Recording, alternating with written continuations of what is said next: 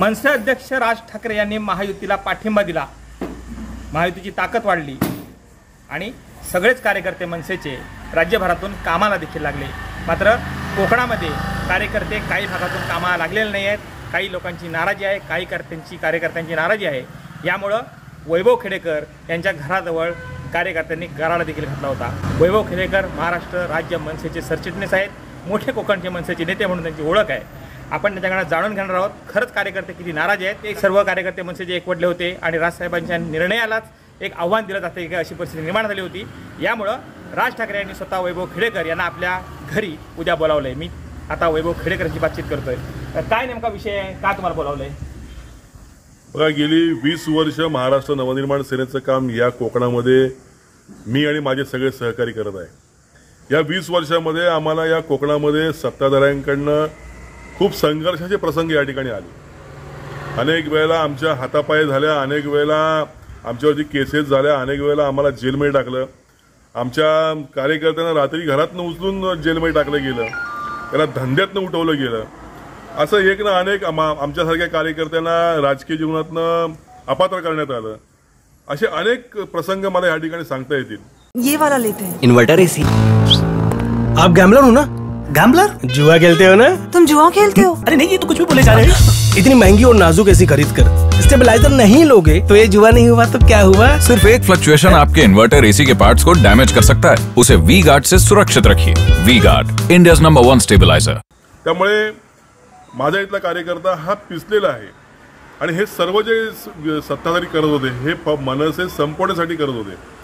मी जर त्यांच्याकडे गेलो असतो तर नक्कीच हा विरोध मावळला असता, परंतु राजसाहेबांवरची निष्ठा आणि राजसाहेबांचं प्रेम मला या ठिकाणी स्वस्थ बसू देत नव्हतं आणि म्हणून मनसेचं काम करत असताना मनसेचं काम थांबव आणि आमच्याकडे याच भूमिकेतनं माझ्यावरती या कारवाया आमच्यावरती होत होत्या आणि याच भूमिकेतनं त्यांची नाराजी, आम्ही कुठल्याही राजसाहेबांच्या भूमिकेला विरोध केलेला नाही किंवा आम्ही राज आदेश मानणार नाही असं नाही।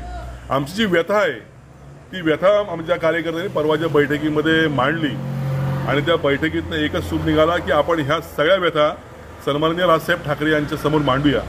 त्या पद्धतीनं मी संपर्क करून दिला आणि उद्या शिवतीर्थावरती सन्माननीय राजसाहेब ठाकरे यांच्या समवेत इथल्या प्रमुख पदाधिकाऱ्यांची बैठक आहे आणि याच्यामध्ये हा सगळा पाडा वाचला जाईल या कोकणात। तटकरेंना मदत करायचं नाही या संदर्भामध्ये लोक एकवटत आहेत, मनसेचे कार्यकर्ते मला सांगतात, काय पाठीमागं नेमकं कारण काय? नाही, हा सूर तर आहेच, तटकरेंना मदत करायची नाही, परंतु एकदा आम्हाला राजसाहेबांनी आदेश दिल्यानंतर आम्ही कुठलेही मागं पुढे पाहत नाही। आमचा स्वतःचा त्यामध्ये काही स्वार्थ नसतो, परंतु भविष्यातल्या वाटचालीमध्ये यांच्या ज्या अडचणी आहेत याचा शंकांचं निरसन व्हावं यासाठीच उद्याची ही बैठक आहे। पण उद्या वैभव खेडेकरांची काय गोची होऊ शकते का? कारण आम्ही पाहिलेले वैभव खेडेकर ग्रामीण भागातल्या तरुणांचा तुमच्यावर असणारा जीव आणि त्यांच्यावर असणारा तुमचा जीव आणि दुसऱ्या पक्षाचं धोरण यात कुठेतरी काय तुम्हाला असं वाटतं कुठं तिला जी द्यावी लागते?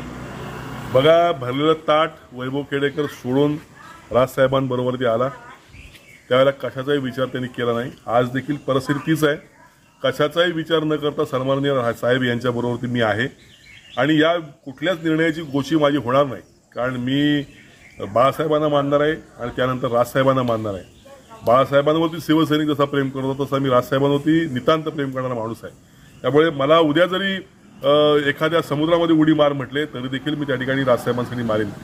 उद्याचा राजसाहेबांचा आदेश आम्ही मान्य करून या ठिकाणी कामाला लागू। मला माझ्या नेत्याबद्दल खात्री आहे की माझ्या भावना किंवा माझ्या कार्यकर्त्यांच्या भावना ते समजून घेतील आणि त्यातनं नक्कीच या ठिकाणी मार्ग काढतील।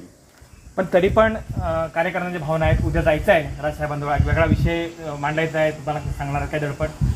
बघा, साहेबांसमोर जाताना दडपण हे असतंच, कारण आमचा नेता एका वेगळ्या धाटणीतला आहे, त्यामुळे उद्या सर्वच कार्यकर्त्यांचं दडपण आहे, परंतु उद्या सर्व मनमोकळेपणाने साहेबांसमोर बोलतील, कारण ही बैठक बरेच दिवसानंतर लागते, त्यामुळे बरेच दिवसानंतर साहेबांचं दर्शन त्यांना होईल आणि मनमोकळेपणाने त्या ठिकाणी आपल्या भूमिका ते मांडतील।